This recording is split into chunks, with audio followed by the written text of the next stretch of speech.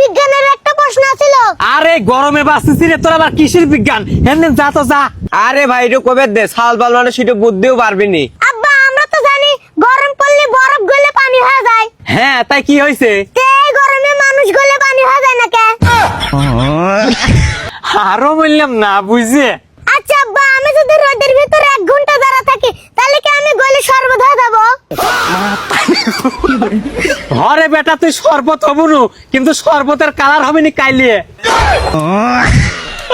আব্বা একটা জরুরি প্রশ্ন আছে। কি প্রশ্ন ক শুনি? সূর্য তো অনেক দূরে তাই না? হ, কয়েক কোটি মাইল দূরে। আচ্ছা কাকা, সূর্য তো অনেক তেজ, ও একটা এসে কিনে নিতে পারে না? ভাই জিরকল কথাটা ঠিকই কইছে। সূর্য যদি এসি কিনে নিল নে, তাহলে আমার এত গরম লাগলো না নে। তুকা জ্বালায় আর বাইসে পাবনার মনে হয়। জিরোর মাথায় গোবর পুরা আর তোর মাথায় তুষ পুরা। অত বড় এসি চালাবেন লাগলি সূর্য কারেন্ট কোনে পাবি তাই আগে ক।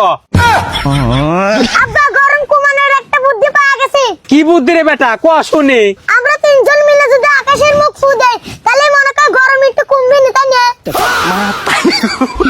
এ নিশান চল জিরো টানা নদী 2 ঘন্টা বেঁধে থুই, তাহলে সূর্য ভয়ে এবার ঠান্ডা হয়ে যাবে নি। ওইটাই ভালো হবে না, আমরা জিরোর সাথে থাকলে বিলাট পিসার বাইরে স্টক করে মরে যাবো নে। তোমরা আমার বুদ্ধির একটুকু মূল্যায়ন করলে না। আমি এখনই একা একা ফু দিচ্ছি। ফু ফু ফু। আরো বললাম না বুঝে।